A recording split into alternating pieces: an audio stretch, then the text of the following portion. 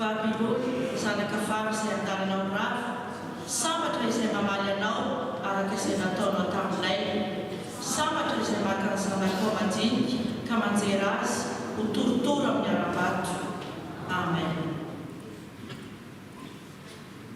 Izao tsika dia hiaraka hira ny FFPM anarana fahefa-polo solonja.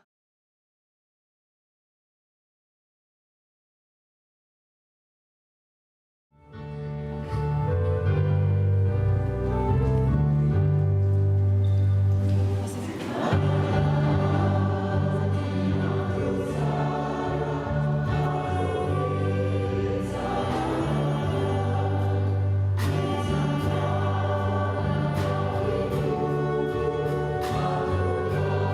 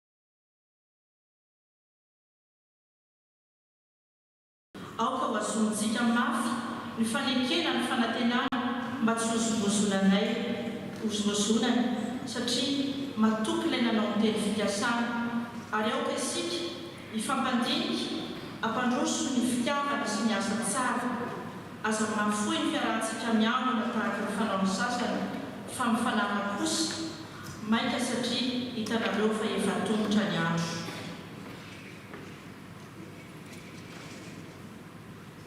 Ry ava-malala, tsy tanteraka izany sitrapon'Andriamanitra izany isika koa aoka anatona ny tompo hiaika ny fahotantsika eo anatrehany isika ka ananakaopotsika izao tolombavaka izao. Andriamanitra, indreto izahay manetry tena eto anatrehanao, miaika ny fahotanay sy ny fantranay, tsy nahatoky ny fahasoavana efa nitsakao aminay isanandro sy isan'ora izay Andriamanitra. Mieritreritra ratsy izahay matetika tompo, ianao nefa efa nametoky anay, nefa dia mbola miosongozona ny fonay tompo. Manahy izahay matetika, koa dia mifona aminao izahay tompo, satria indraindray na matetika dia adinonay ny fiarah-miangona ary raha tokony hifananatra ampitiavana izahay dia ataonay amin'ny teny masika izany ka vao maika manafotoana ny namanay mamondrafo aminay tompo. Amen.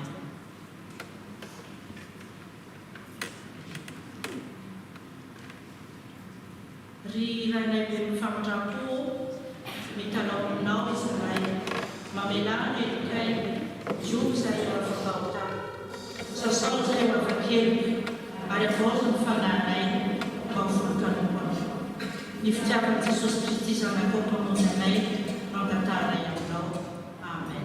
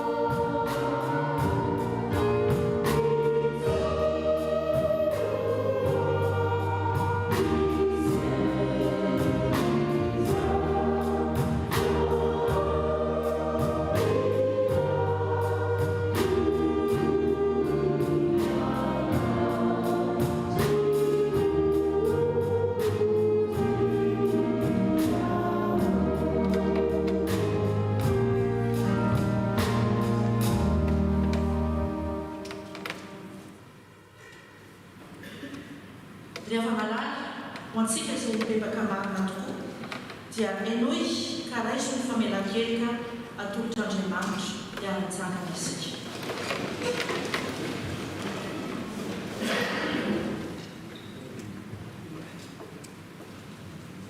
Avia azy ifandahatra isika hoy ny Tompo. Na dia mena tongonjaka azy amin'ny fahotanareo dia ho tonga fotsy tahaka ny ram-panarina, na dia mangatrakatraka tahaka ny siny azy dia ho tonga tahaka ny volony fotsy. Fa toy izao ny itiavan'Andriamanitra izao tontolo izao, nomeny isan'ilay tokana mba tsy ho very izay rehetra mino azy, fa anana fiainana mandrakizay. Fa tsy naniraka ny zanaka ho amin'izao tontolo izao Andriamanitra mba hitsara izao tontolo izao, fa mba hamonjy izao tontolo izao. Amen. Voninahitra ho any amin'ny vovo indrindra ho an'Andriamanitra. Aoka isika izara ny fiadanana amin'ny ankavia sy ankavanantsika.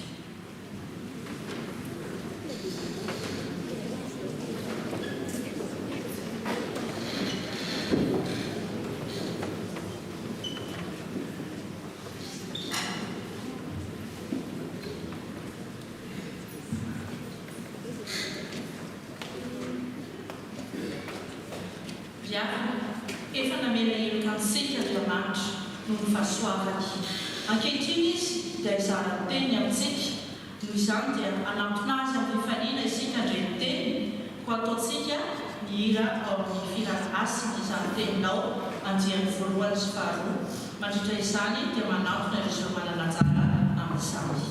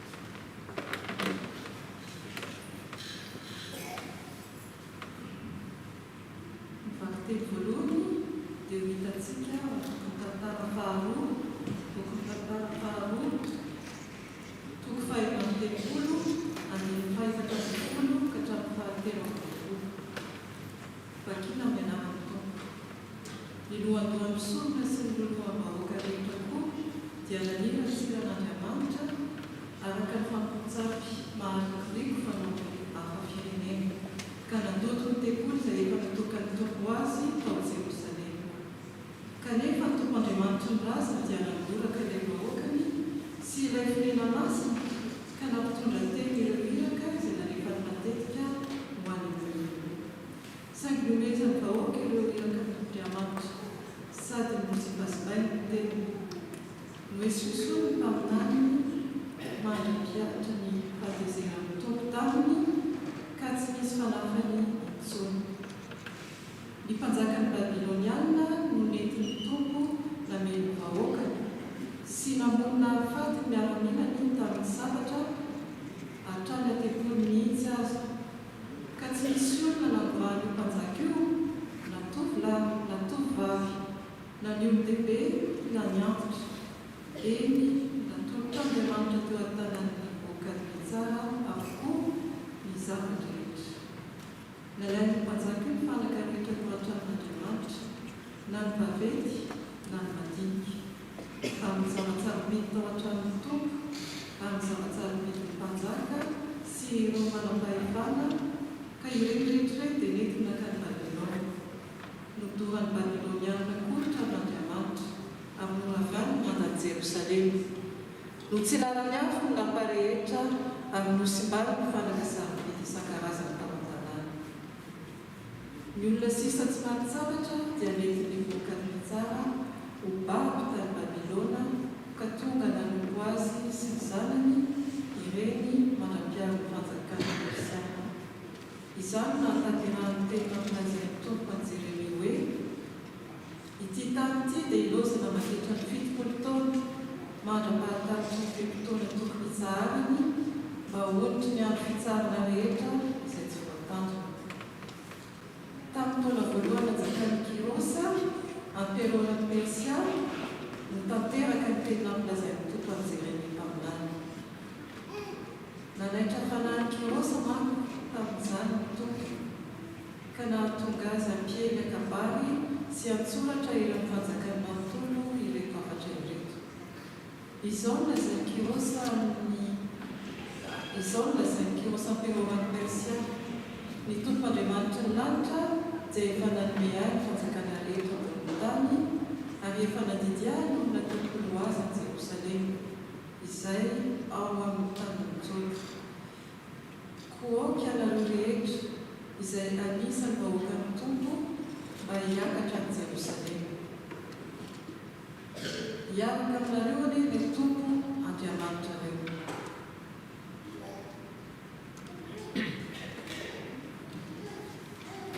Volatizatsika ny famakiana teny soratra masina amin'ny Efesiana 4 andininy faefatra ka hatramin'ny fafolo. Efesiana 4 andininy faefatra ka hatramin'ny fafolo da dia fampitsika ny ainanan'i Jesosy. Fa Andriamanitra izay nanankarena amin'ny fanondram-po amin'ny alehiben'ny fitiavana izay nitiavana antsika na ny afon'ny mamaky ny fahatosoana azy isika dia navelona antsika miaraka tamin'i Kristy. Ary miala nitsangana isika ka niala napetrany any an-danitra ao amin'ny Kristy Jesosy mba hosehony amin'ny andro ho avy ny habehan'ny haren'ny fahasoavana amin'ny famorapanahy amintsika ao amin'ny Kristy Jesosy. Fa fahasoavana no namonjena anareo amin'ny voany ary tsy avy aminareo izany fa fanomezana avy amin'Andriamanitra, tsy avy amin'ny asa, fandreo isy ireare fa asany isika voafolona taon'ny Kristy Jesosy mba hanao asa tsara izay namboarin'Andriamanitra raha teo mba handehanantsika. Handehanantsika eo aminy.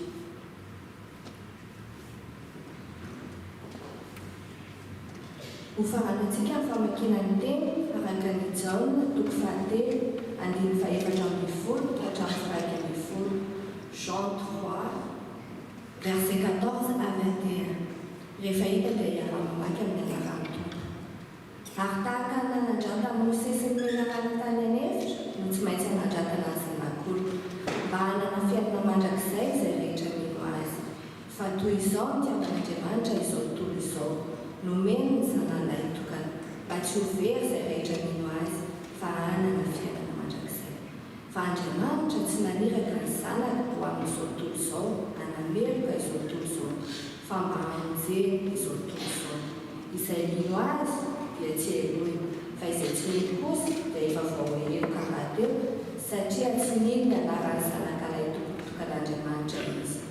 Ary izao ny fanamelohana fa tonga amin'izao tontolo izao mazava nefa aleon'ny olona ny maizina toy izay mazava satria ratsy ny asany. Fa izay rehetra manao ratsy dia mangala ny mazava satria tsy manantona ny mazava, fa andraona miarihary ny asany. Fa izay manao marina kosa dia manantona ny mazava mba haseho ny asany fa atao amin'Andriamanitra izany.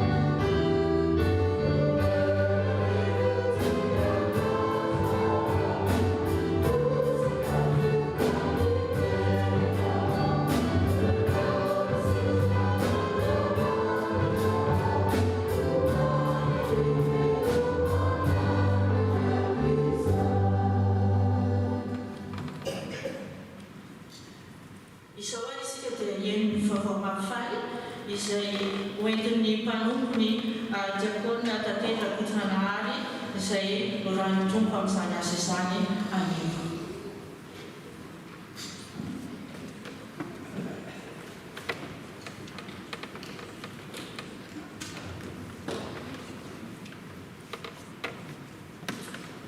Dia mbola iarahana isika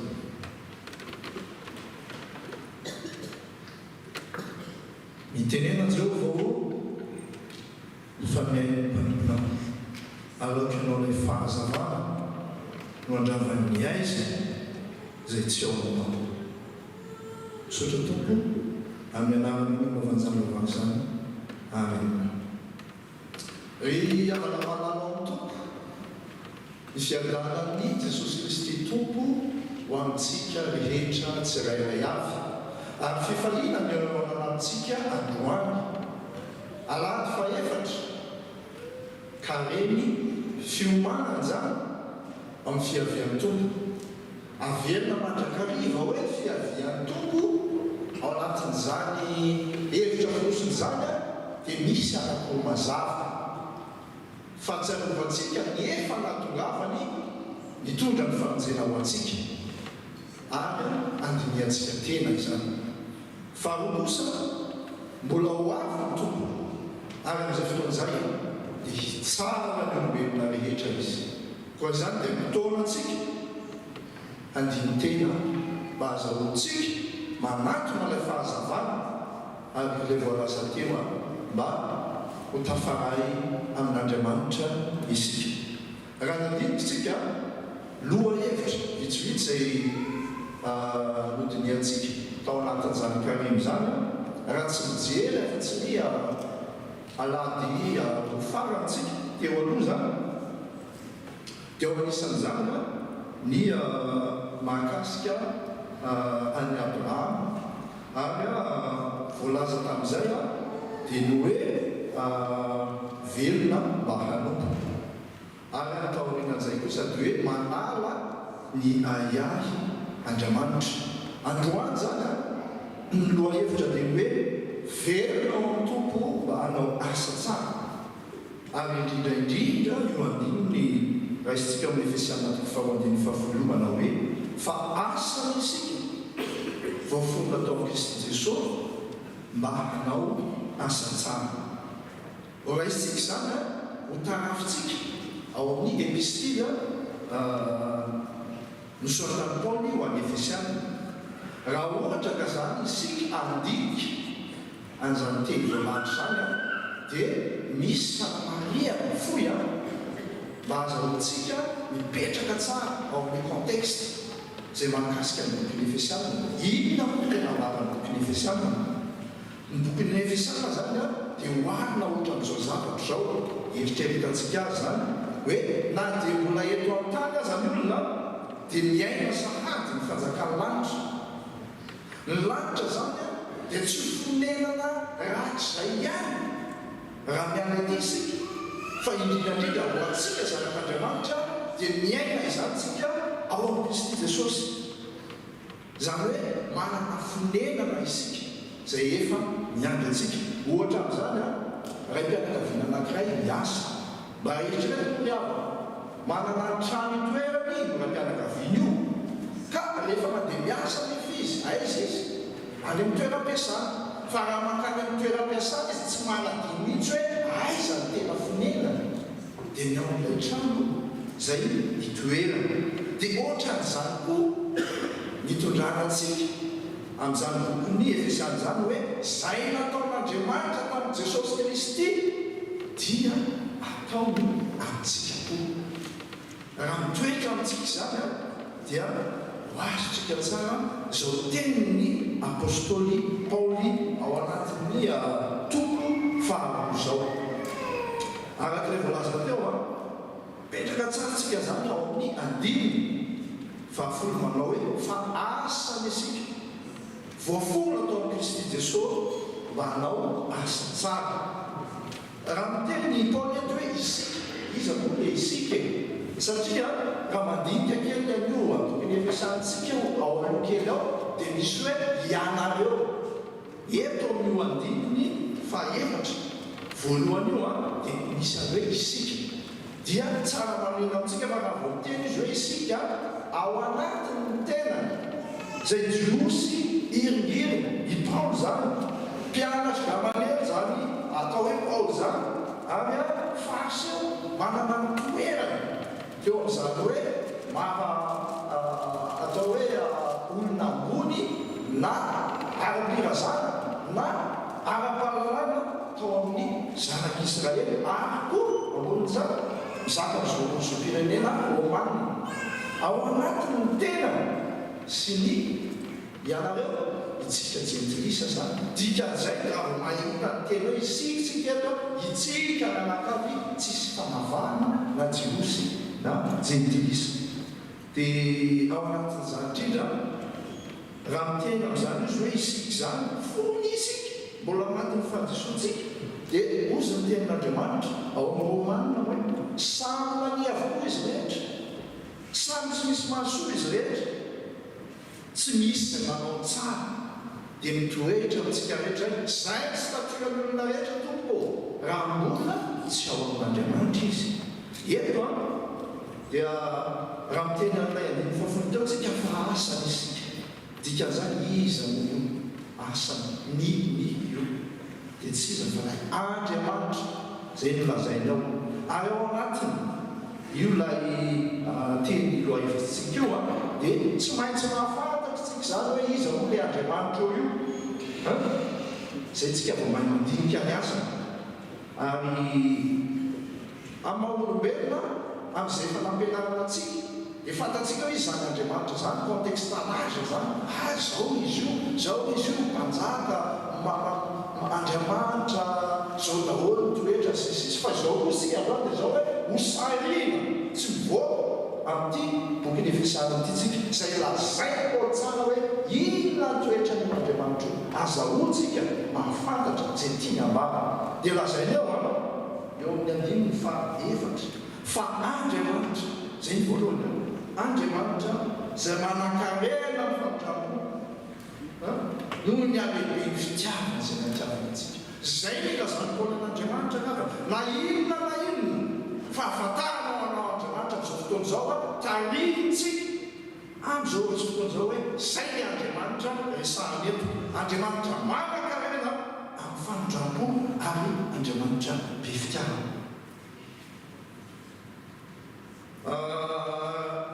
Raha mandinika ny teny voavatantsika dia milaza an'izay fanondram-pon'Andriamanitra tsy fitiavan'Andriamanitra zay daholo ny teksta teo. Raha mandinika an'izao tsika toy izao fitiavan'Andriamanitra izao tontolo izao ao anatin'ny tsy fahatanterantsika mampiseho ny fehitra'Andriamanitra. Eto amin'ny Efesiana fafolo matin'ny fahatsontsika io ny Andriamanitra be fanondram-po io. Ary mbola miverina ny testamenta taloha isika misy fanondram-po an'apolo Ezabe ao alohan'ny haravan'ny fanjakan'ny Joda sy Jerosalema io. Zay moa ilay tantaraka dia naniraka olona alohan'Andriamanitra ampandrea taona ireo iverina fa tsy miverina izy vokany maty afahotana.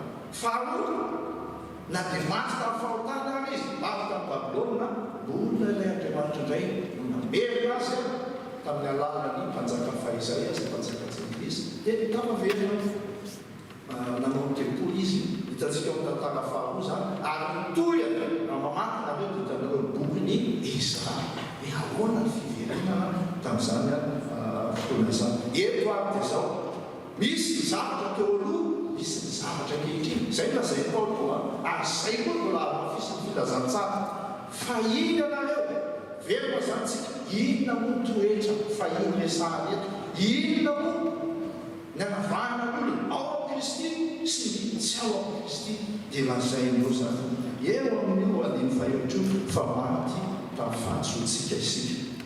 Dia izao zavatra isaintsika hoe ahoana namanaka antsika hoe manazana teo hoe maty zany aloha e.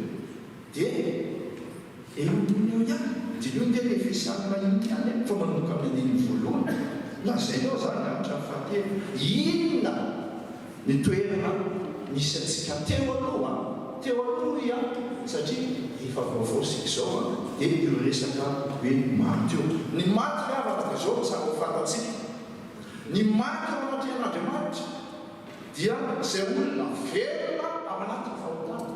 Asazotsika tsara zany maty ao anatin'Andriamanitra tafasaraka amin'Andriamanitra kanefa olona verina aktiva manao zao rehetra zao araka ny fomba izao tontolo izao iverina amin'Andriamanitra.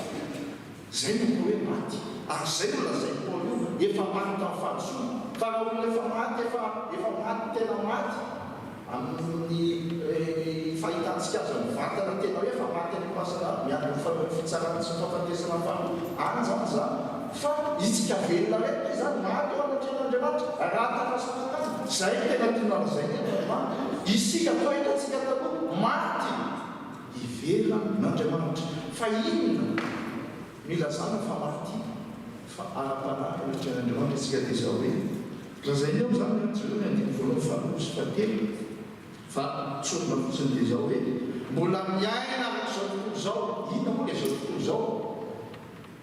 Raha namay-panahy Jesosy dia tadidiny tsara fa misy amin'izao teny izao natao Satana. Raha miakoka eto anatrehaka anao dia omeko anao iza moa izy zao tontolo izao ka io zao tontolo izao resahany Satana izay tsy ao amin'Andriamanitra angavany dia izy filohana. Ary ny raha mamaky ny teny frantsay atsika dia hafa mihitsy ny lazany anazy zany hoe le chef de l'autorité de l'air. Asa nazotsika zany mpanjaka fanapahana iny rivotra. Asitsika raha oviana ny tany Madagasikara farany fa anisany eno zany amin'ny vaovao dia Antananarivo kapitalitsika io anisany manoto rivotra indrindra eran-tany. Ary zay tiany Paolo isanina saintsika hoe inona ntsika hoe le chef de l'autorité de l'air na hoe mpanapaka ny fanjakana eny rivotra zany hoe izy io zany dia misoko mangina tsy hita maso tsy fantatra fehivy fa izao kosa miasany dia miantraikany aminao. Ka raha Paolo hoe ohatra ny rivotra iainanao tsy misy hoe anao ataoko zao fa tsika rehetra zany dia miara-miaina ny rivotra avokoa. Zay tika na inona dia eny amintsika eny ny rivotra maloto io. Ary zay tia ny Paolo ilazany eto hoe aroana amin'izany fanapahana satana zareo tena fanapahana fanjakana aizy zay no ahafantarantsika hoe ahoana zany hoe velona ao amin'ny tompo sy maty ao amin'ny tompo zany ary maty ao amin'ny tompo dia zao lazainao a zanaky ny fankizerana izy enfant de colère asana mba ahoana ny fieritreratsika zany zany hoe ny miandry an'izany dia fitsarana zay dika enfant de colère eo maro vahoana ilay satana io ary lazay koa hoe zanaky ny tsy mankatoava fils de la désobéissance zany hoe tsy mahay manao tsony zavatra tsara eo anatrehan'Andriamanitra ny olona ao anatin'ny zava-panjakana maizan'izany fa manohitra hatrany an'Andriamanitra zavatra anankiray nefa viavana zay manifaly ankehitriny dia zao hoe manana vaovao manifaly Andriamanitra izany toerantsika tao amin'izany ny olona ifamitranon'Andriamanitra zay ny Andriamanitra ny olona fitiavan'Andriamanitra dia tsy nipetraka tamin'izany izy ny asa io Andriamanitra io ary no asa io no lazaina antsika androany asa ny voaloha voalaza ao amin'ny Efesanina zao hoe navelona antsika miaraka ao amin'i Jesosy Kristy Andriamanitra zay ny zavatra anankiray voalaza ao fa alohan'izay a natsangana isika ao amin'ny Kristy taditeo zany ary ny fahatelo niaraka napetraka ny andanitra ao amin'ny Kristy Jesosy vaovao tsara zany miaraka tokotelo mahamasinandro androany raha mahataditsika zany ao fiainantsika dia tsy amehana zany tena Andriamanitra zany tsy amokatra ao anatin'ny fo ampanaritsika eo amin'izay tontsika rehetra navelona antsika Andriamanitra amin'ny alalan'i Jesosy Kristy araka ny fanazavana tao dia hoe tahaka ny manandrakana ozy izy ny menaraka tany hevitra no tsy maintsy hanandrakana ny zanak'olona zay ny teny voalohany takitsika mora teo inona moa dikan'izany ilay Andriamanitra ao tsy tamin'ny andro ny Jesosy ihany no be fanondran'ozy mofitiava efa hatramin'izay amin'ny mahatoetra anazy ary iseho tao amin'ny testamenta taloha zay natonga Jesosy tsikina ny sainy mpiaina manatrika azy momba an'io resaka fanamboratana ny zanak'olona na ny menararaka ny hevitra io fa tamin'izay fotoana izay miavana raha niaraka an'io raha ny zanak'Israely mbola nivokany tany Egypta zany andeha hamonjy ny tany Kanana dia ny monomonina zany ny olona satria lavitra ny lalana mitan'Andriamanitra ny didiny izy dia rehefa ny monomonina ny olona dia zao merimeny izy na metsinan'Andriamanitra zay mbola zao na metsinan'Andriamanitra sy Mosesy rehefa maninona re zay dia naty taloana ihany velona tany Egypta sy dia zao mitesotr'Andriamanitra dia naniraka menaranafo Andriamanitra dia zay kakely menaranafo io teo amin'ny olona zany zanak'Israely voatany Egypta dia maty avokoa teo amin'izay zany vahoaka vao hoe efa nanotana tamin'Andriamanitra isika dia naneny fonda tamin'ny Mosesy hoe mba ivavao amin'Andriamanitra le zahay efa maty zany dia nitarika tamin'Andriamanitra Mosesy dia ozy Andriamanitra hoe manaova menarana afo izy izy dia atony andraso lava ka zay rehetra voakaikitra ka mijery azy dia mivelona dia natao amin'ny Mosesy arak'izay ny menarana varahana dia nahatony tamin'ny azo dia zay rehetra avy eo voakaikitra io menarana varahana io ka mijery dia velona dia zay tiany tontolo azay mahafeno ny filazantsara fahefatra io dia zao hoe io zanak'olona io rehefa nanotany olona tamin'ny fahotana ka manaiky hokasiny Jesosy io ka mijery azy dia velona zay manko le tao amin'ny testamenta taloha mikelikely amin'ilay menarana varahana le olona dia raha mijery zany ilay hazo le nanatona Mosesy dia velona ina dika zany mila finoana zany azony zanak'Israely nataony hoe ka inona moa nijerena amin'ny izy eo fa io ve zao raha mijerena dia zay ve zany dia mahavelona ara-manaikitra fitiavana zay kakera maty inona dia ty mbola anaikinaiky ty mety azo rehetrarehetra zany fa rehefa izay tenin'Andriamanitra dia mankatoa ny zanak'Andriamanitra ary izay nankatoa dia velona ary izay koa no mitarika atsika amin'ny hoe navelona atsika Andriamanitra aitsika loatra le jaonatoko filony anjarantsika teo ny momba le jaonatoko fahatelo indrindra fainambifolo atsika tsara fa toy izao tiavan'Andriamanitra izao toy izao nome zana natokana mba tsy hovery za rehetra azy fa anana fiainana mandrakizay dia izao mba inona ny voalaza teo Andriamanitra mpifitiavana tsy fantatro hoe manahoana fandraisana an'io teny io fa raha mandinika tsara naoatra hoe déclaration d'amour tsy fantatro amintsika hoe ahoana fomba filazantsika fitiavana amin'ny manodidina antsika fa eo Andriamanitra io tompo dia mbola mpanota isika dia efa manao déclaration d'amour ho an'ny olona tsy zanak'Israelany fa ho an'ny olona rehetra dia zao dia efa manao déclaration d'amour Andriamanitra io dia zao hoe inona natao nanome asa hoe misy mbato hoe zao hoe fantatro na mba misy hitantaratra hoe injavatra teneniny eny tanterahana le olo fa Andriamanitra raha nanao déclaration d'amour dia nanatanteraka nanome zavatra izy nanome cadeau ho antsika rehetra izy le cadeau io tsy miankina amin'ny hoe itsika amin'izao fotoana izao mahagaga fa rehefa misy anniversaire dia hoe aina notiny e dia ino atao cadeau fa io Andriamanitra io tsy miteny hoe inona tianao na sazanao na tsy sazanao fa le zavatra fanitsara indrindra manana no cadeau dia izy Jesosy Kristy mba eritreretiny hoe ato raha misy amintsika manome cadeau mahafoy ve tsika nyaitsika natao cadeau ho an'ny olona zay makama atsika ho an'ny olona zay tsy manaraka ny zavatra tiatsika mba ho tanterahany ho an'ny olona zay maka misy reto ngavana zavatra kely azy zanaka tsy aloha hoe mena ny olona matsaratsara ohatra fotsiny amin'ny zavatra ohatra reny fa io Andriamanitra io olona famindramony sy fitiavana izao le tena tsara indrindra nomena Andriamanitra ho anao masaka manao olona ny fomba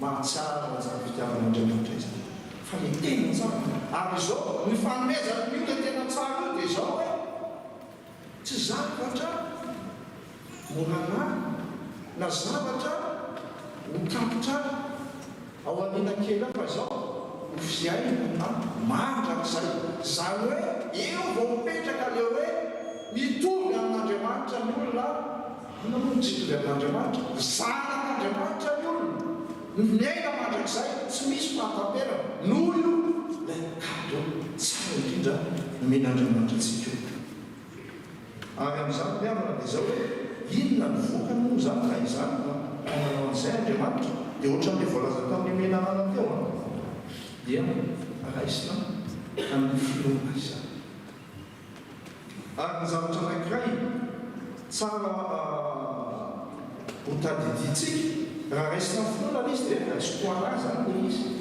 le zavatra rehetra natao amin'ny tompo zany teneny dia raisiny anahy dia misy tenin'Andriamanitra zany mazay Paolana ny Galatiana 3:10 tena mahafinaritra be andefa efatra amboko dia zao mazay fa izay a Kristy Jesosy efa nanombo ny nofony mba mifanihiny sy ny filany teo amin'azy zany zany mety le olona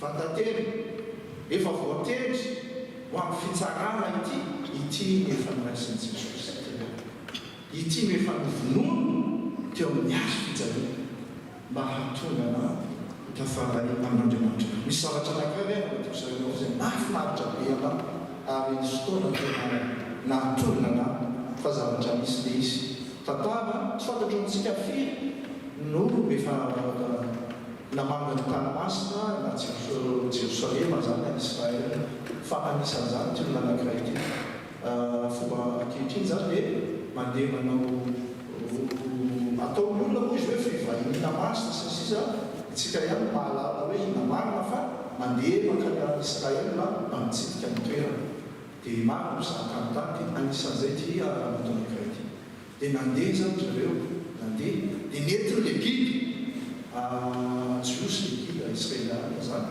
dia no tonga teo amin'ny Golgotha teo amagota zany teo le nambola any Jesosy Kristy dia mitomany be raha matoa anankiray tomany izy tomany izy gaga zany le kila hoe fa inona efa misy vaovatsy ngambana fa maninona mitomany le raha matoa satria reo tsy voatereo raha mpianakavy manana ihany miaraka fa mety atao hoe voyage organisé zany dia mitomany raha matoa dia matanjaka na farany hoe fa maninona ianao mitomany dia zao na zay efa teto amin'ity toeran'ity azy izy roa ny fotoanalasa izay dia kaha zany le kito hoe ka ianao raha zao izy izany mitondrana oentiko maninona na zay anao fa efa teto ianao dia ozy izy hoe teto ny hitondrana Jesosy Kristy ny tsy fantanterahako rehetra ozy izy ka nahatonga anay ho zanak'Andriamanitra zany toa ny olona iny ny olona mandray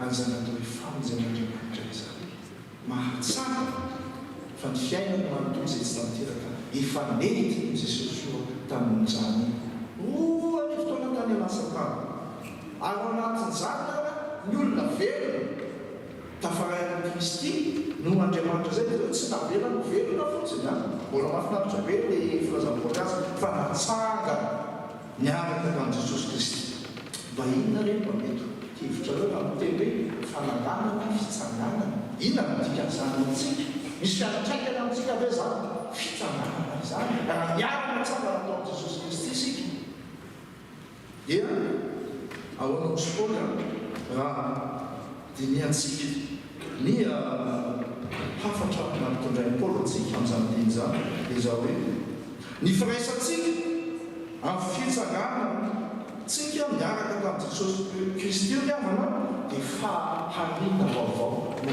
création dikan'izany efa asa tokoa taloha efa vaovao zay efa tena tsy misy ifandraisantsony ary tsy fanamboaramboarana ivelany raha miteny izy hoe faharina afa mety tsy hoe ty zavatra disiba hoe ity siba ty ako aloha solosoloana mandeha io sisisy fa ao amin'Andriamanitra tsy manao zavatra ohatran'ny zan'Andriamanitra fa nataloha vaovao manazava maizina ary zay no vokatry fitsanganan'Andriamanitra fitsanganan'i Jesosy Kristy tamaty zay niarahany tamintsika io dia mba olona vaovaontsika Apôsy Paoly hoe raha misy olona amin'ny Kristy dia olona vaovao izy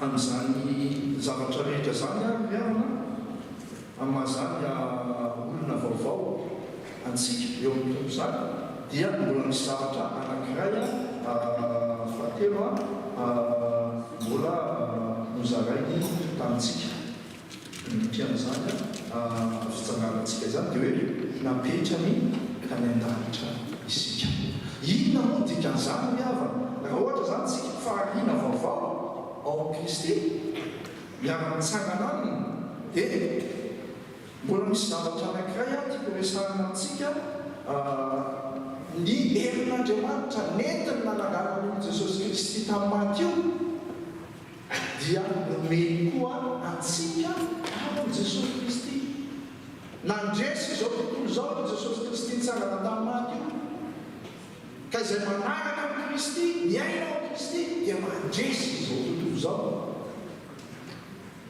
mampieritreritra antsika miavana hoe rehefa manatrika asa sotam-pahelezana isika misy teny fanorenanao inona no teninao raha mba azontsika tsara no teninao dia tsy inona fa ny vokatry ny fitsanganana Jesosy Kristy tamin'ny maty zay namezana antsika ihany koa izany hery zany raha mandidy isika misy teny efatra teneniny mpiandry rehefa manao asa sotam-pahelezana izy ary io teny efatra io dia zay tenin'Andriamanitra teny Jesosy manome fahefana ny amin'ny fandreseny ntsotsotsy tsy tanisa betsaka fa nisy zavatra ohatr'izao hoe niasa ataoko no ataoko ary anao asa lehibe mizana izy dia misy toa ao zany arak'izay voalavitra no fa raisiko fotsiny hoe mba iza entina anoarana an'izao fanazavana ny teny dia izao koa izy hoe raha manataka zavatra amiko amin'ny anaraka anao dia ataoko izany raha mangataka dikan'izay a mangatakatsika dia manao andriamanitra anatafaraina tomposika dia mbola misy koa iteny amin'ny fitenitsaina izy na mbola tsotra mamafantana izy dia tsy haninona azy izany sy ny sisa sy ny sisa hoe amoaka dia ny amin'ny anaraka izy zao tontolo zao ny zany tsara amin'ny anaraka jesosy io handresena hamoana ny amin'ny ratsy rehetra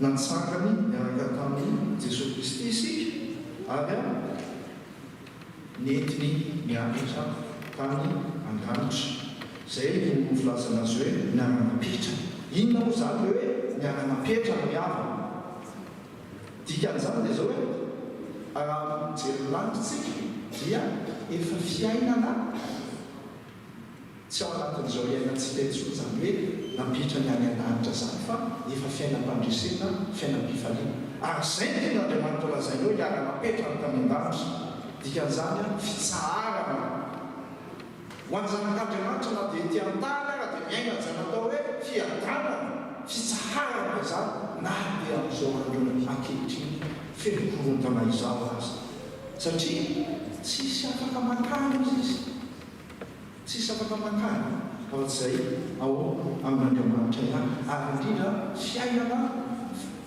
feno voninahitra io Jesosy Kristy io santatra amin'izany voalohany rehefa vita ny asany teto tany dia ka izy tsara tamany dia miakatra any an-danitra zany anatin'ny fanekempontsika miakatra any an-danitra zany hoe mipetraka eo ankavanan'Andriamanitra ary raha nataon'Andriamanitra zany taminy dia ataony amintsika koa zay lazay tokony efesy aminy hoe itsika koa amin'ny Kristy Jesosy dia efa napetraka manana an'izany fitsaharana zany ary reo miavana rampasainana antsika tena famarinana teny Jesosy manao hoe mankanesa ty amin'ny mpianareo rehetra izay miasa fatratra sy mavesatretana fahaizaoman'ny anareo fitsaharana ary mazayna ny fiadanana nomempanareo tsy azon'izao tontolo zao azy satria nao mitoeran'ny lanitra io toeran'ny fahamarinana toeran'ny fahamasinana no ao tsy misy makany fa tsy analalana Jesosy io dia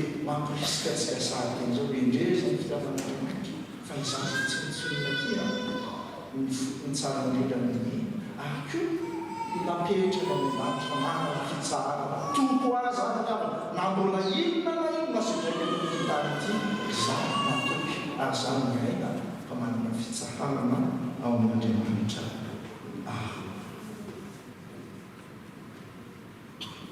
ny zavatra tiana panjena ko boky ny Efesana io fa io asa-pamonjen'Andriamanitra io dia tsy misy na dia kely akory aza avy amintsika ary zay mahatonga ny Paoly miteny mihitsy hoe tsy avaninareo sisy fafanomezana avy amin'Andriamanitra raikilay teny tao amin'izao teo ary indrindra tsy avy amin'ny asa fandraoa isy irehana tena asan'Andriamanitra ny famonjena fa izao kosa manome safidy atsika Andriamanitra izy tsy mba manery so dia misy tsika iteny hoe aiza ve ka za tao amin'ny afahotany dia tonga dia nalainy fotsiny dia nalefa nytany amin'ny fiainana tsara lasa mpangalatra Andriamanitra raha izany fa Andriamanitra mametraka safidy nomantsika ary zay fampatandremana nataony Paoly io hoe tsy avy aminareo tsy avy amin'ny asa kanefa kosa raisina finoana zany hoe manana safidy tsika andray na tsy andray izany ary zavatra raikiray tsara ho marina zany dia tanteraka eo lay tenin'Andriamanitra nampitondraina any koa ny Jaona izay apôstôly fitiavan'io moa izay manana ny zanaka no manana fiainana izay tsy manana ny zanaka ny Noa tsy manana ny fiainana ry avako malava tsy vitany velomin'Andriamanitra isika fa natsaran'Andriamanitra ary napetrana ao amin'Andriamanitra mba ho tadiditsika zany amin'ny andro fiainantsika fa raha mitoetra ao anatintsika zany ohatra ny zanak'Israely fa izay nababo azy tena tsy alo izy hoe manadinanao ary Jerosalema ao ka milelako izy izy iraikitra amin'anonako ary natanaka ankavanana mba hanadinao Izany hoe raha anaty fiainana amin'ny maram-panahy na maha mbola eto an-tany any na olona dia izao tsisy ataoko ambony no io tranon'Andriamanitra itoerana zanak'Andriamanitra ilazan'Andriamanitra izay tena maha-Andriamanitra azy ao amin'ny fiainana. Eo antsika dia miverina amin'izay hoe rehefa nahita izay asan'Andriamanitra izay tsika dia miteny izy hoe voafonona atao amin'ny Kristy tsika manao asa tsara. Eto dia miteny eo hoe ino zany ilay atao hoe asa tsara, asa manao ny eritreretintsika zany atao hoe asa tsara zany fa raha maolombelona mety misy hoe ny asa tsara ataoko dia izay mahavelona anay. Ny asa tsara ataoko ao aminay dia ireo izay hoe misy ambiansa amin'ny zavatra atao. Ny asa tsara ataoko aminay dia izay mahafaly anay na izay mampitombo anay amin'ny fiainanay amin'ny olombelona. Velona amin'ny tompo mba hanao asa tsara.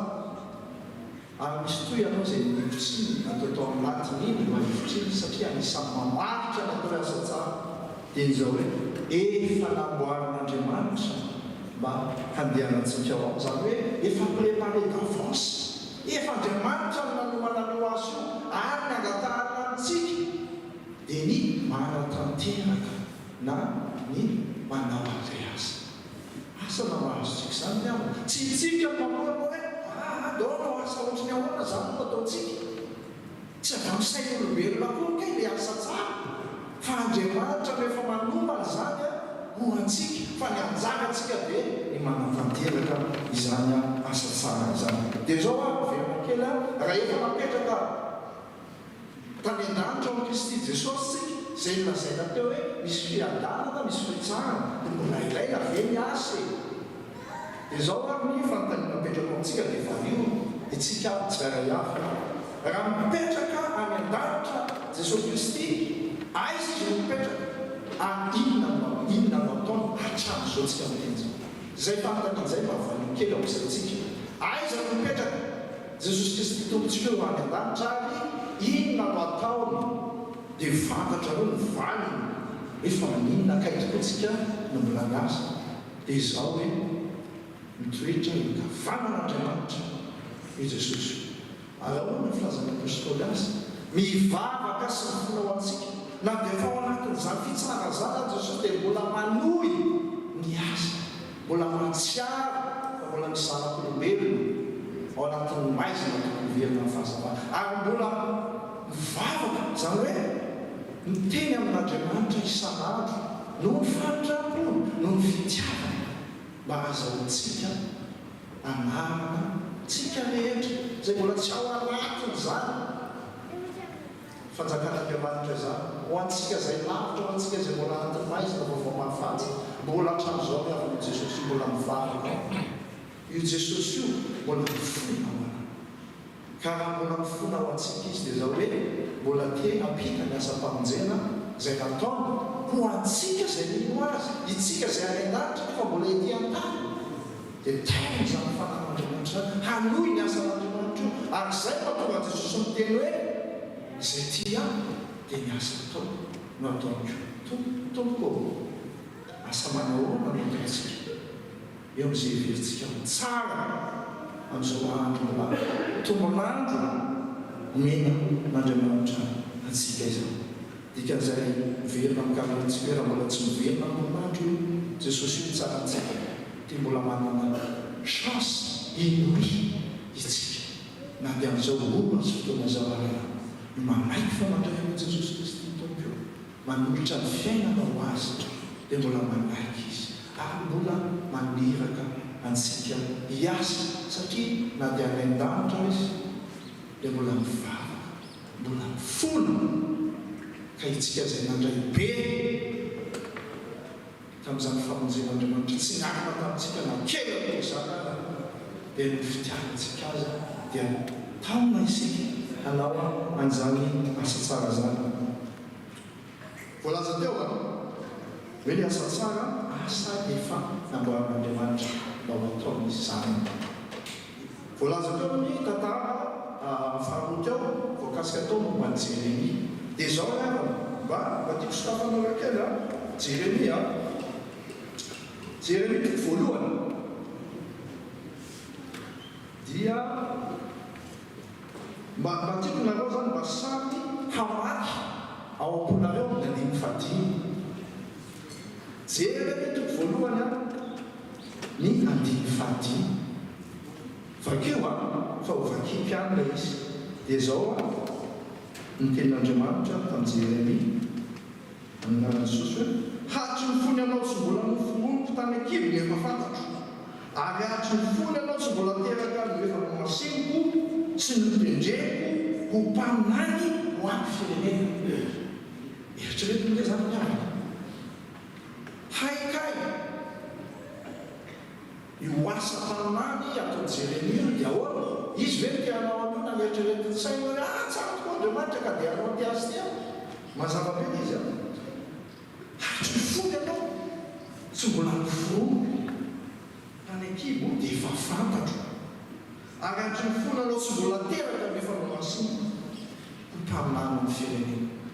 Tompoko zany ny asa tsara, tsy tsika no feny ohatra ny asa ohatrao ohatra metimety ohatra mba mahafinaritra kosa raha mba iriny toerana raha mba izao kosa dia mba hajajain'ny olona fa ny ao amin'Andriamanitra raha tena amin'Andriamanitra dia izao fantaro ina mihitsy n'Andriamanitra anao. Ary zay ny dika ny appel, zay ny dika ny vocation. Tsika mahalala zany, tsika zao tena tsy nakory zao misy olona ohatra an'izao hoe salan'izao hoe izy lasa mpitahatra ny izy lasa ohatra ny izy lasa mpito, satria zay ilay olona manaiky manao ny asa tsara. Rehefa mivojery Andriamanitra izy dia mihevitra Andriamanitra momba ny aminy sy zay atao, zay no anahany. Ary zay ny manantsika androany mivavaka tompoko mivavaha inona tompoko ny asa metsy amika atao. Mamaly anao eo Andriamanitra io, ary zay ny asa tsara eritreretantsika androany. Fa raha zanaka Andriamanitra ao Kristy Jesosy tsika dia manana zany asa tsara ho ataony amintsika tsirairay avy izany. Dia misy zavatra kely raha ohatra tsika mamaky ny Efesiana toko fahaefatra ihany sy ny sisa aloha fampiarana zany amin'ny fiainana andavanandro misy an'izao hoe ary Jesosy nanao sasany apôstôly, ary sasany mpaminany, ary sasany evangelista, ary sasany mpiandry sy mpampianatra sy ny sisa sy ny sisa. Zany hoe io Jesosy no Andriamanitra io efa manomana zay anjara tokony ataony tsirairay avy. Misy zavatra anankiray tiako zaraina ihany ohatra ahitantsika hoe ahoana moa no mety fandraisana anjara. Mety efa hoe mandeha kely ny fotoana fa ararotina ny androandroany momba ny zavatra asan'Andriamanitra tany amintsika io. Izao nisy olona anankiray zany andeha tany lavitra, dia nisy mpiasa izy zany amin'ny société anankiray dia mananganana kely agence reny. Dia rehefa tonga ny fanarana zany zany no miteny hoe agence sasiny fa ahitantsika fotsiny ohatrohatrotry ahoana fa olona samy olona zany eo zany. Dia hoe manana-tany izy dia hoe ny fanarana zany hoe alao izy anao fambolena katsaka amina hektara. Dia nomeny fotoana zany hoe ataozainao izy miverina mijery an'ilay izy dia nomena daholo ny vola sy ny sisa hikarakara ny vokatra. Dia zao zavatra mitranga lasa ilay olona dia ilay mpiasa zao ny zavatra nataony fa maninao izy mikatsaka fa ohatranao ny mangazo zao izy ny tena ilay satria any Afrika zany le toerana tena mangazo zao tena mandeha be miakatra amin'ny vidiny sisisisa. Dia lasa izy mangazo no natao. Dia tonga zany ny etoana dia tonga amin'izay zany le investisseur ny mpampindram-bola sy ny sisa le mpiara-miasa taminy zany. Dia gagame zany miaraka ozy izy tazana lavitra dia nahita le maitsomaitso tena mahafinaritra be izy zany. Dia noho ny akaikaiky izy zany dia gaga izy ohatra tsy misy vonony mihitsy zany, tsy misy vonony le izy ozy izy fa ahoana saika mikazan'zareo. Dia no tonga teo akaikaiky amin'izay zany izy matambona be ilay izy dia gaga izy hoe fa ino ty dia ozy izy le mpiara-miasa taminy mangazo izy io fa io hitanao efa ambolo be izy dia gaga be zany izy fa maninona mangazo dia Fa zay no zavatra hita mandeha am'izao, eo izy le tompony. Fa inona ozy izy ny fanarantsika? Mangazo ozy izy ny tiliko nataonao, katsaka ozy izy ny fanarantsika, fa tsy mangazo. Midika zany dia zao hoe ilay zavatra fanarahana, ilay zavatra antony zavatra atao mihitsy no tsy mitovy. Ary ohatran'izany Andriamanitra raha miantso antsika izy eo amin'ny asany, tsy tsika manao hoe ka zao no metimety amin'izao na zao ka ity indray no atao. Ary mampitandrina antsika Andriamanitra amin'izany, fa zay manarahana Andriamanitra antsika, zay niantsoana Andriamanitra antsika izany no ataontsika, fa zay tsy zay mety hoe maha-olombelona antsika. Ary zany no tena isafiana saintsika na ny fomaraina isika mba misy antsika le tokony mivavaka hoe mahina le tokony zany no zavatra tianao ataoko androany. Ny sasany tonga dia amin'sika maka mianarina amin'izao ako miasa ry, amin'izao mety mody sy ny sisa. Fa ny zanak'Andriamanitra tompoko na amin'izao fiainan'izao aza dia izay mba mangataka amin'Andriamanitra mihitsika. Inona tompoko mba tianao ataoko amin'ity andro an'ity. Dia izay no asa tsara antanterantsika amin'ny fiainantsika manokana amin'ny fiainantsika manontolo fa manantanteraka ny asan'Andriamanitra antsika. Dia amehezana azy fotsiny ho iavana amin'izao.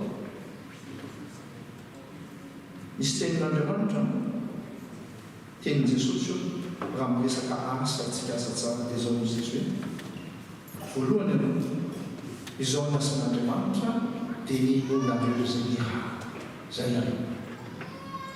Io finoana Jesosy tsy vitan'olona io tsy avanolombelona fa mangataka ny tompony amin'ny lalan'ny fanamasina hitarika antsika mba hay ino ary tena ino ary ampianatra ny fiainantsika. Angatao ny fanamasina hiasa amintsika aizayntsika andina an'io Jesosy Kristy. Ary misy tenin'Andriamanitra koa momba ny sitrapon'Andriamanitra indray, zay no alazavana tompo azy. Ny sitrapon'Andriamanitra ozy izy za tsy miteny adiny fa mba jereo amin'ny filazantsara fa tena zava-dehibe zao. Fa izao sitrapon'Andriamanitra ozy dia tsy amialako izy very izay rehetra ny ray avo izy izy ary tsy kandrapizan'andro fa. Zany hoe ny sitrapon'Andriamanitra dia mianangona ny olona rehetra amin'ny fanjakan'ny lanitra. Ary zay no asan'i Jesosy io mbola mitoetra tao afanan'Andriamanitra sy mivavaka ao antsika izy. Dia mangataka antsika amin'izany asa tsara zany ny hitaona ny olona, hamerina ny olona rehefa nahazo anjany fiainana zany tsika mba ho tonga indray ao amin'ny Kristy Jesosy. Dia ny fanamasina miasa amintsika mba azahoantsika manana-kevitra ny amin'izay efa enitsika ny fitiavan'Andriamanitra sy izay tiany mbola ataontsika. Ary faranana tenin'Andriamanitra amin'ny Hebreo to fahatelo ambin'ny folo andimy faraiky roapolo manao hoe izy ane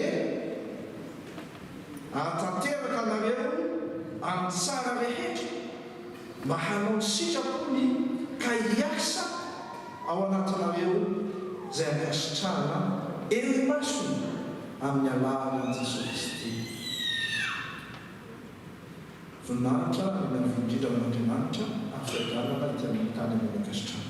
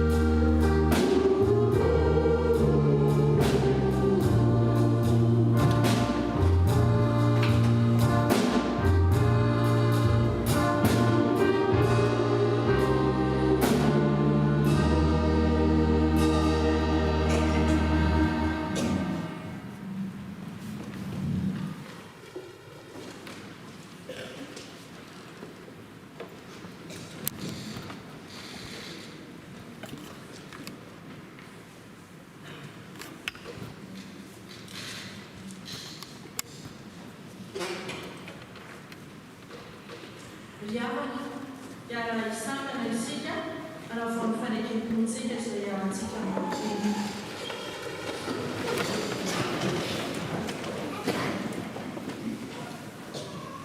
Andriamanitra tsy toa izay tanamalanitra sy mitany.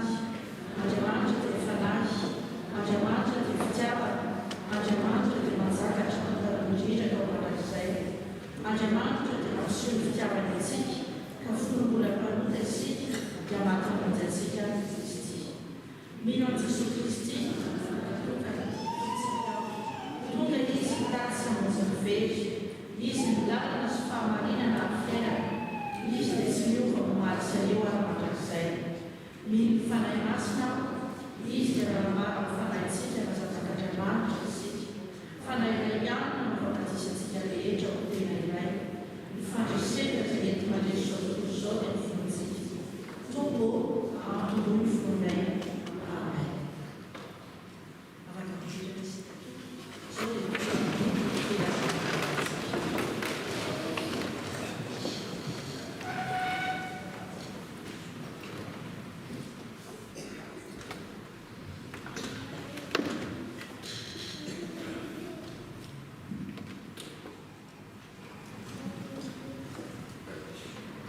dia mbola femifaniliavana miaranatsika indray amin'izao mpanahy fa folon'ny volana marsa efatra amby roapolo sy roa arivo izao alahady faefatra amin'ny karemy izay mpanahy nataontsika ho fiomanana ho amin'ny Paska.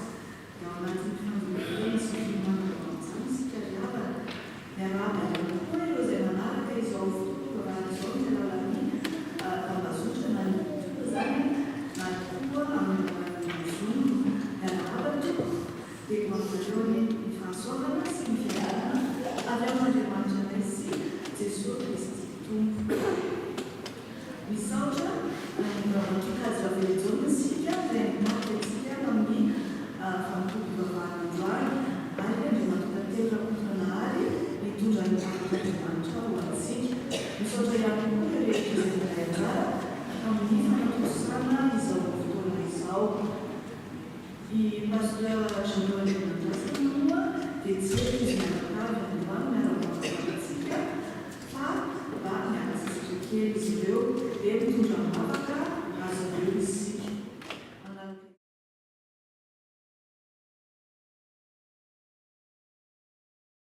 Dia endavizy mba hitsangana fa mavaka ifiangonana.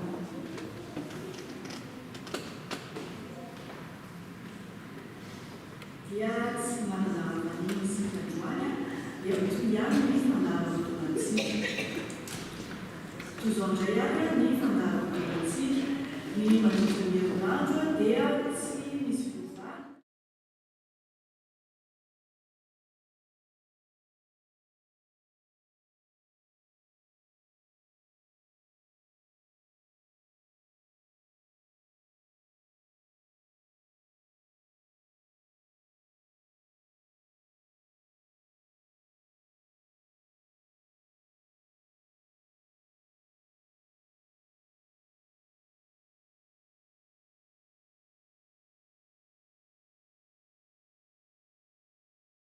Arak'izay azo atao mba ho tonga amin'ny voalohany dia efa manomboka mianatria isika efa misy olona nomana hitarika antsika amin'izany. Ny asa fanantsarana ny velom-barono dia mitoy an-trano isaky-ny ho valora ka hatramin'ny efatra arivo. Dia ireo izay afaka hikarakarana ny sakafo dia ho antsika izay efa nahazo ny tableau, misy tableau any afaka misoratra anarana ao anatin'izay tableau izay isika mba mandray anjara mikarakara sakafo na koa azotsika atao tsara ny manatona ny bao milaza izay fotoana mba mety hahafahantsika hikarakara sakafo andreo mpanao tableau eo izay manao ny ainy tsy ho zavatra isaky ny asa apostolo eto mananateraka ny fikarakarana, ny fanatsarana, ny fanamboarana izao toerana izay mitoko antsika izao. Ny fanadiovana kosa ary fandraisana anjara ny tovinjizana amin'ny herinandro vady ny fahenana fosy ny volana marsa amin'ny sambana fifazana. Ny diavina antoko anjara moa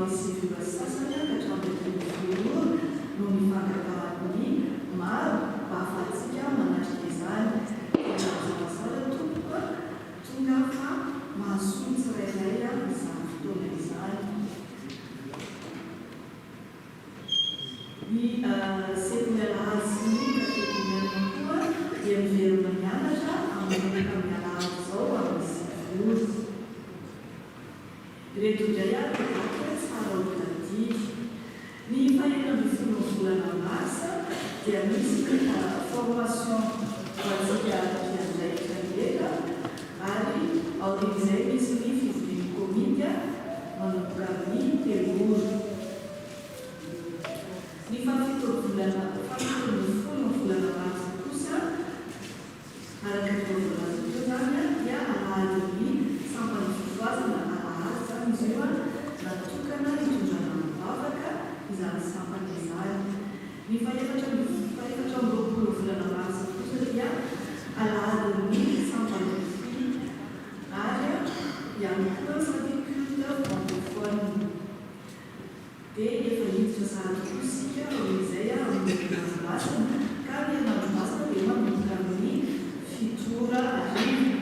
Ny alatsinainy ny ambin'ny volana mars ny SVK-ny sampany fivoazana zany no tarika izany. Ny fahitana ambin'ny volana mars kosa sekoly alahady ny sampana katolika kristiana ary ny tiny. Ny fahafito ambin'ny volana mars dia ny sampana lehilahy kristiana sy ny sampana zava-mahery. Ny fahavalo ambin'ny volana mars laka misy masina izay arahan'ny fandraisana ny fanasana tompo dia ny fiangonana zany no anjara ao anatin'izay. Ny fahasika ambin'ny volana mars zoma dia any Ampafy. Ny alahady kosa zany faraiky ny telopolo volana mars ny alahady Paska manomboka amin'ny folo ora ny fanompovam-bavahana ary misy ny fandraisana ny fanasana tompo. Ny alatsinainy ny Paska lundi de Pâques voalohany volana kosa dia misy ny fitsangatsanganana ny expulsion izay mahafantatsika eo melantsika ihany ny andinindimy mahakasika izay. Tozao indray kosa ny vaovao avy amin'ny sampana avy amin'ny SDK, chers jeunes, chers SDK. C'est avec une immense joie que nous vous convidons à notre vendredi des jeunes, ce vendredi 15 mars, à 18h15 à l'église. Après avoir vu ensemble quelles sont les valeurs de Dieu, nous aborderons le thème entretenir sa foi, fournir des efforts basés sur le verset dans Jacques, chapitre 2, verset 17. Pour la foi, c'est la même chose. Tu crois en Dieu, mais si tu n'agis pas, ta foi est complètement morte. Au programme, politique, temps de louange, temps de partage, d'échange et prière. Nous vous rappelons que les vendredis des jeunes sont ouverts à tous. N'hésitez pas à partager l'info, vous êtes tous les bienvenus au nom du bureau SDK. Tikusati abbiamo il sabato secolare, il sabato cristiano, pour les séculaires, sabato cristiano, en préparation de la Semaine Sainte, des répétitions se tiendront les dimanches 17 mars après culte, samedi 23 mars à 14h, dimanche 24 mars après culte. Soyez tous au rendez-vous, les responsables. Ni manaraka kosa dia avy amin'ny 13e madame. Misy ny taratasy fisaorana voaray. Rendez grâce en toutes choses, car c'est à votre égard la volonté de Dieu en Jésus-Christ.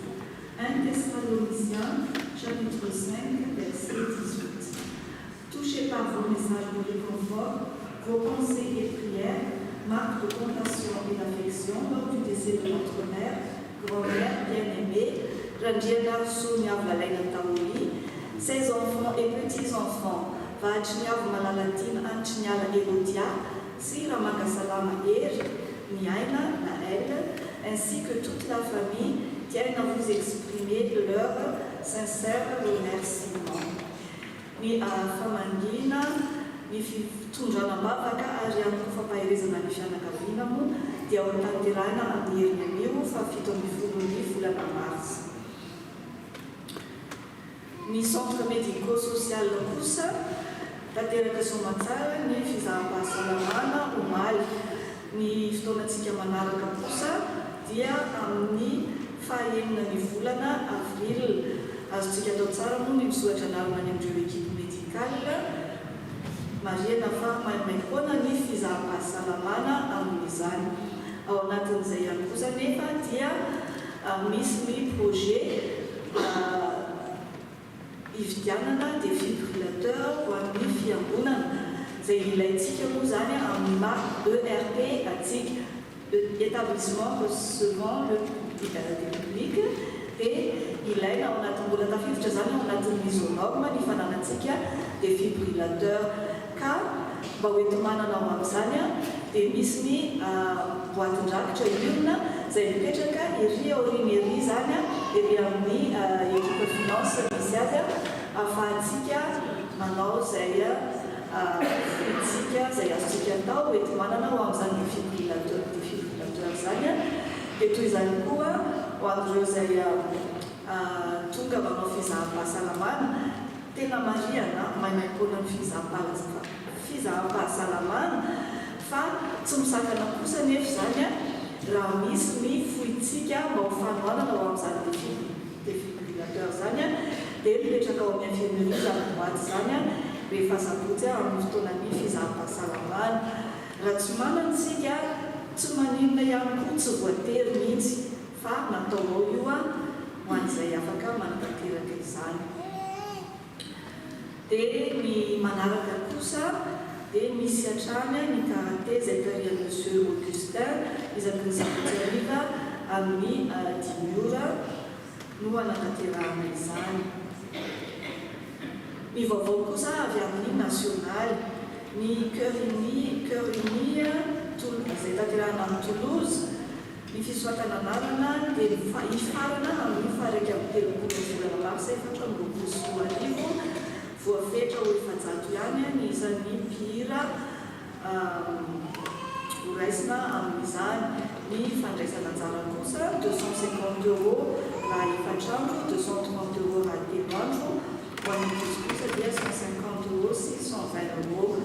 Raha misy ny mila fanazavana misy kokoa dia azontsika atao ny manatona ny mpiandraikitra ao amin'ny amafy. Toy izao ndraiky io sary ny rakitra izay voaraintsika tamin'ny fahatelon'ny volana mars.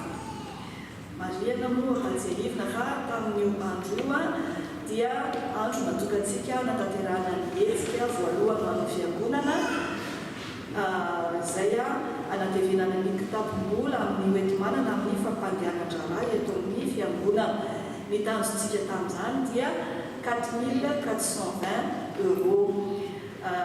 Ny voangotsika dia 3 560 €.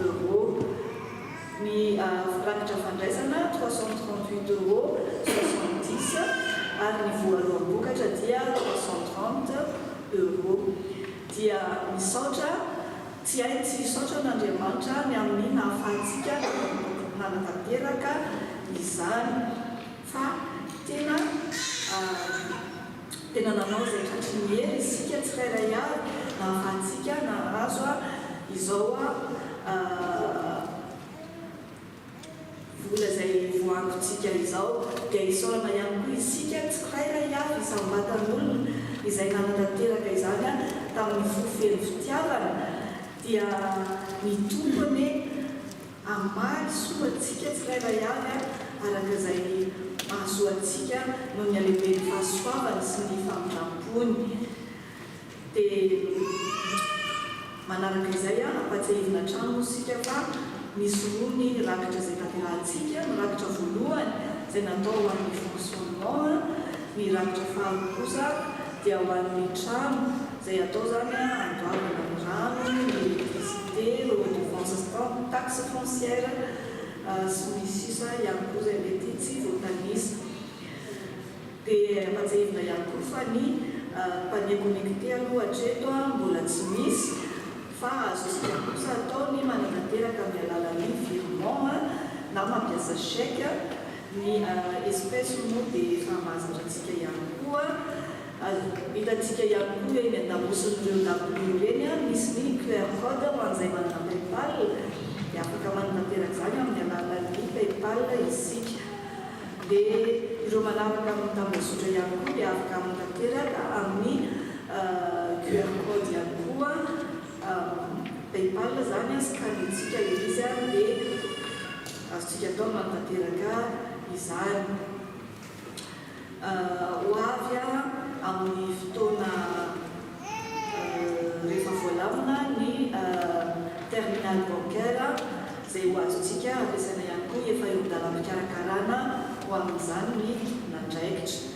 L'équipe finance koa dia voninantrany andray ny voaloham-bokatra sy ny fanomezana izay ataontsika ery aoriana. Ny banque alimentaire koa dia misokatra hatrany ho antsika izay mila izany. Aza misalasala ary avana namela izany sika, izany dia hitantsika eo amin'ny sampaté na ihany koa azo atao ny manatona ireo tompon'andraikitra raha ohatra tsy hitantsika misy an'izay. Dia toy izay koa raisina tanandrono ireo izay maniry hanomana izany banque alimentaire izany.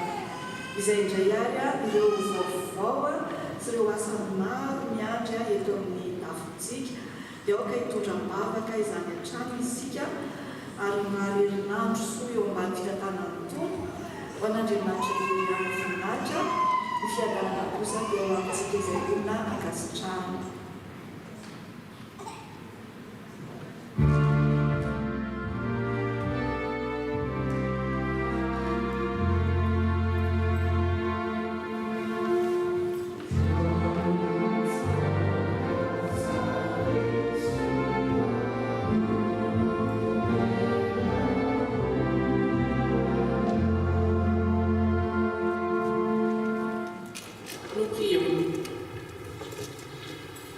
Seigneur, nous voulons te remercier pour ce temps de prière, cette opportunité que tu nous offres pour t'honorer et te faire part de nos désirs. Nous prions pour notre Église, pour tous les paroissiens qui cohabitent dans ta maison pour accomplir ton œuvre. Nous remettons entre tes mains les futurs projets, ceux qui sont en cours, ainsi que notre situation financière, afin de pouvoir finaliser les travaux. Et même si nous sommes parfois découragés, nous restons confiants parce que nous savons que tu pourvois toujours à nos besoins. Seigneur, nous te demandons d'avoir le bon discernement pour les choix à faire, pour accomplir tous les projets restants. Et nous savons que ton Saint-Esprit est au milieu de nous, qui nous donne la sagesse, la force, le courage ainsi que le talent pour que la vie de cette Église demeure toujours dans la fraternité, l'amour et l'écoute de son prochain. Nous te sommes reconnaissants pour tout, l'énergie et la volonté que tu donnes à chacun tous les samedis, pour celles et ceux qui consacrent du temps dans leur planning parfois chargé, pour donner de l'aide dans les travaux, le nettoyage ou même bien dans la préparation des repas. Nous te disons également merci pour celles et ceux qui ont contribué et qui contribueront encore financièrement pour les charges de cette Église, ainsi que pour le prêt à la banque. Le chemin est encore long, mais nous sommes convaincus que tu es à nos côtés et que tu nous tiens la main à chacune des étapes. Merci ne suffirait pas pour définir ce qui a été accompli jusqu'à présent, mais nous te le disons d'un cœur sincère. C'est au nom de Jésus-Christ que nous faisons cette prière. Amen.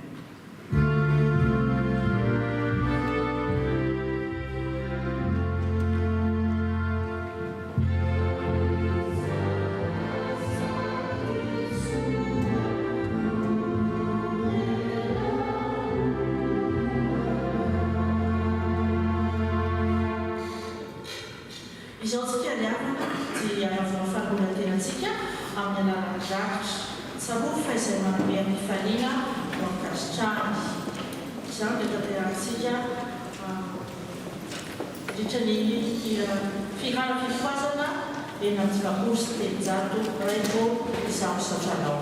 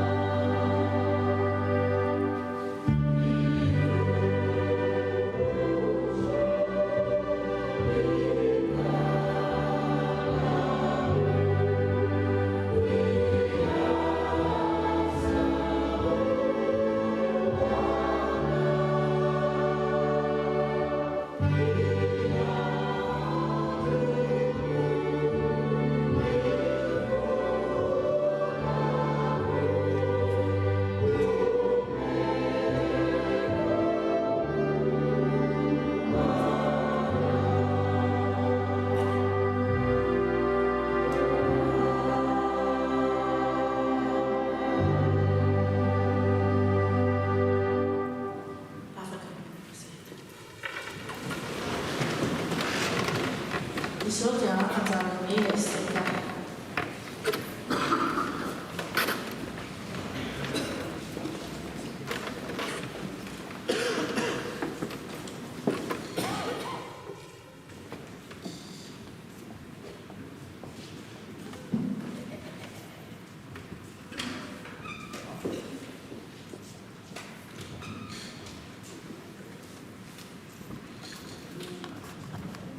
Bonjour à tous. Donc aujourd'hui, je voulais vous présenter une nouvelle personne.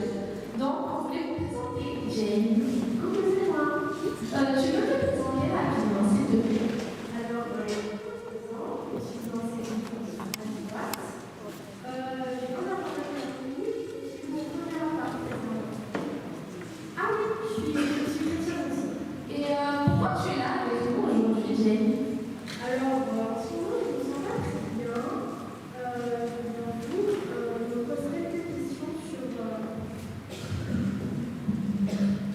Je me pose quelques questions sur ce que je suis amenée à faire ici, sur Terre. D'accord.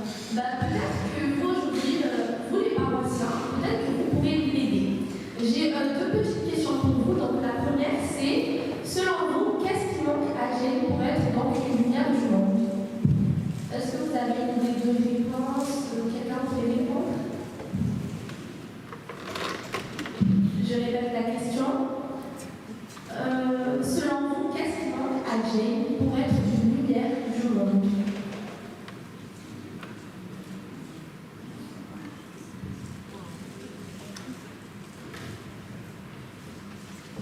Moi, c'est une croyance de divinité en Jésus-Christ et le Saint-Esprit va travailler en lui, justement.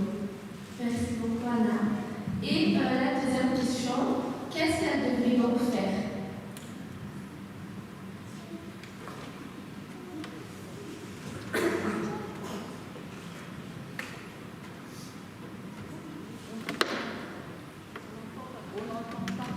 La deuxième question, c'est que doit-elle faire?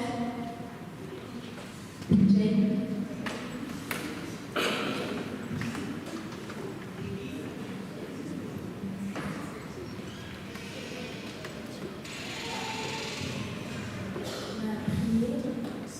Merci beaucoup, Élise. Du coup, merci beaucoup à vous deux pour votre participation. Et donc, on va revenir un peu sur notre thème de ce dimanche, donc qui se trouve dans Éphésiens chapitre 2, verset 10, que je relis au nom de Jésus. Nous avons été créés en Jésus-Christ pour des œuvres bonnes que Dieu a préparées d'avance afin que nous les pratiquions. Donc, le message, en gros, de ce verset, c'est que Jésus nous a sauvés et nous a justifiés et il nous permet de produire de bonnes œuvres. Donc, comme on a vu que Jane, jusqu'à maintenant, elle a trouvé son identité dans le matériel, les diplômes et tout ce qu'elle possédait ou avait réussi auparavant. Et elle ne voyait pas du coup et ne croyait pas que son identité réelle se trouvait en Jésus-Christ.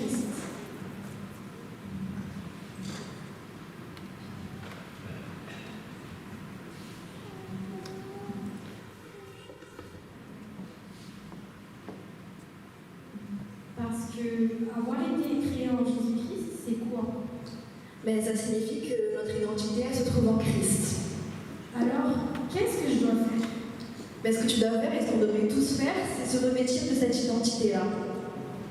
Ça consiste en quoi? Ça consiste à se laisser transformer, changer par l'évangile. C'est prendre conscience qu'on n'est plus du tout esclave du péché et que, comme dit la semaine dernière, Dieu nous délivre de nos angoisses. Mais aussi, ça signifie qu'on est une nouvelle créature, avec de nouvelles motivations et de nouveaux rêves. Et que, comme il est écrit en Hébreux, chapitre 11, verset 16, que je vous lis au nom de Jésus, en fait, c'est une patrie meilleure qu'il cherchait. C'est la patrie du ciel. C'est pourquoi Dieu n'a pas honte d'être appelé leur Dieu. En effet, il leur a préparé une vie. Dans ce chapitre, en fait, il retrace toute la foi que nos ancêtres d'Israélites avaient, que ce soit Abraham ou Sarah, le fait de croire que Dieu avait un plan pour eux, sans même savoir ce qu'il avait réellement prévu. Par quoi je dois passer? Par l'affrontement de certains échecs, certaines certaines erreurs, certaines frustrations, et aussi quelquefois des injustices, mais aussi des angoisses. Comment je peux le faire? En faisant de bonnes œuvres pour Dieu, qu'il a préparées pour toi et pour nous tous ici, en laissant sa grâce et son amour travailler en nous, comme il est écrit dans 1 Corinthiens, chapitre 15, verset 10, que je vous lis au nom de Jésus. Mais grâce à l'amour de Dieu, je suis devenue l'homme que je suis, et cet amour a donné de bons résultats en moi. J'ai travaillé plus que tous les apôtres. En réalité, ce n'est pas moi qui ai travaillé, c'est l'amour de Dieu qui agit en moi. Et pour ça, tu dois aussi être lumière pour ton prochain, en étant redevable, parce que c'est lui qui priera pour toi, c'est lui qui aura une pensée pour toi, et aussi en servant dans ton quotidien, mais aussi dans ton église. Fais de Christ ton trésor, accorde peu de valeur au reste, place ta foi en lui, car il a un plan pour toi. Ok, merci.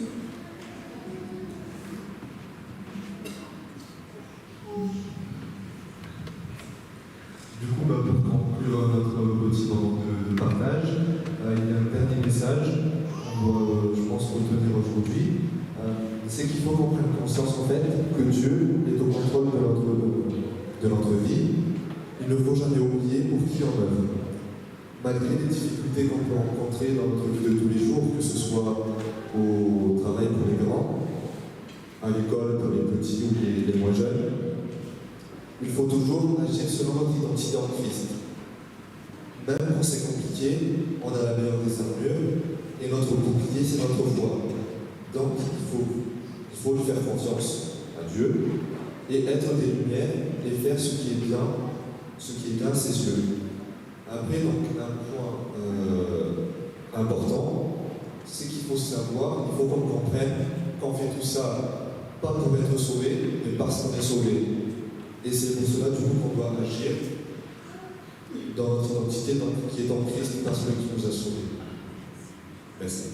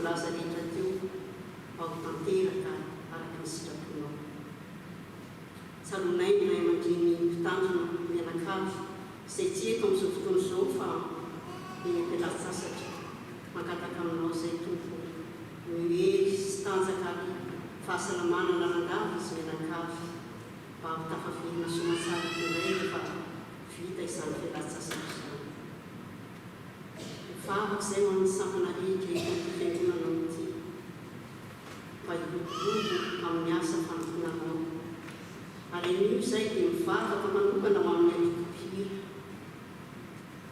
Ka io izany fikambanana izany, izay fikambanana velona amin'ny fitiliana hira ara-pilazantsara mangataka aminao Andriamanitra mba kainao mikambana tsirairay ao anatin'izany antokopira izany, dia nao no mitariny fananao masy izy ireo mba hifankatia ary amin'izany mafana mampandroso ny fitiliana ny filazantsaranao. Dia taio izay programa rehetra kasainy atao, dia nao no mahalala ny fanomanana ny mpakasoatsy ary indrindra koa ny izay iraisana mandeha lavidavitra azy izany. Vafak'izay ho an'ny tanindrazana tompo malala fahiny malagasy. Ny fanahinao masina amin'ny fahendrena ny mpitondra isa-sokajy isa nambarantomany ka mba hanana ny fahendrena dia hiadana hianam-piadanana Madagasikara. Vavak'izay ho an'ny tany mandray anay tiako ho amin'io ny fananao masina Andriamanitra ny mpitondra rehetra ihany koa mba ahafahany mitondra izao firenena izao ho amin'ny hitsiny sy ny lalana. Tompo manavo eo anatrehanao ny fandriana rehetra ary ny fisemponay tsy mba miafina aminao, apetraka aminao izay rehetra manara mpahositranonao.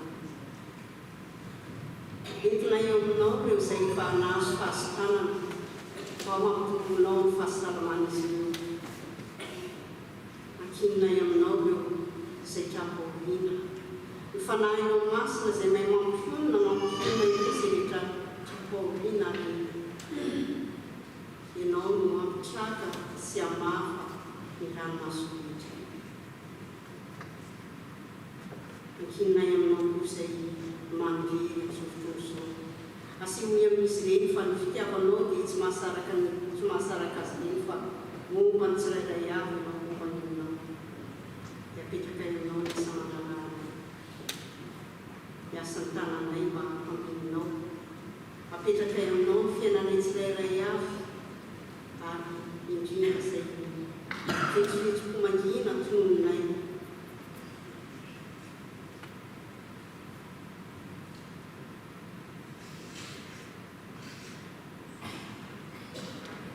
Misy maty izay fa mieny sady efa mamamy ny vavaka sady ianao.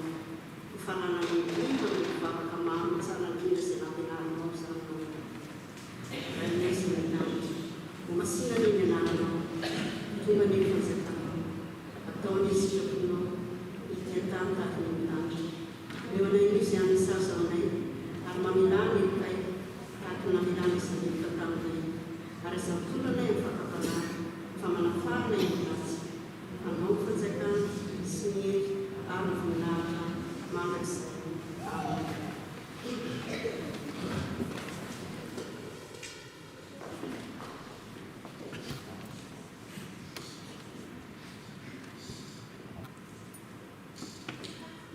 Ataontsika eo am-pitsanganana ny hira FFPM Université Njato alohan'ny resatsika miafatra sy rano Thank you.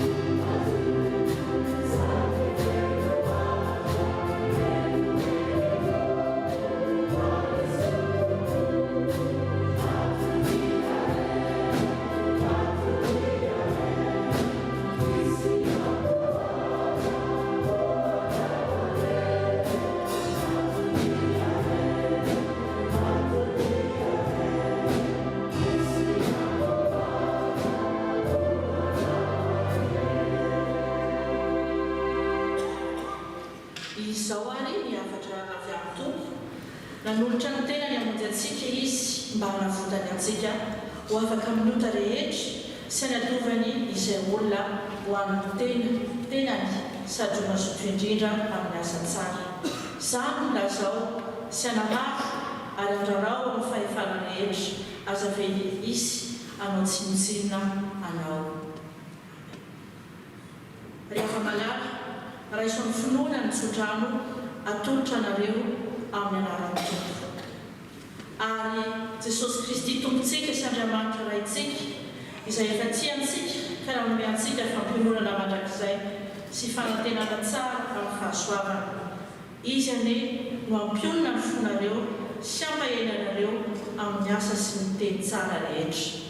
Amen.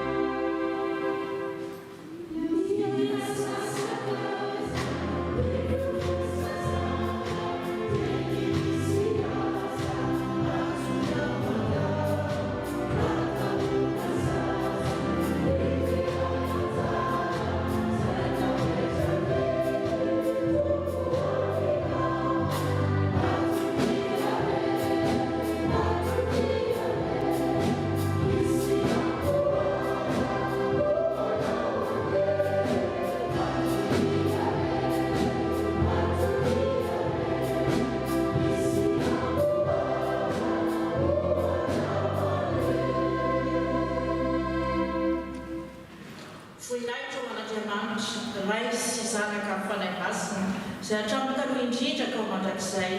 Amen. Mandehana amin'ny fiadanana ka manompo ny Tompo.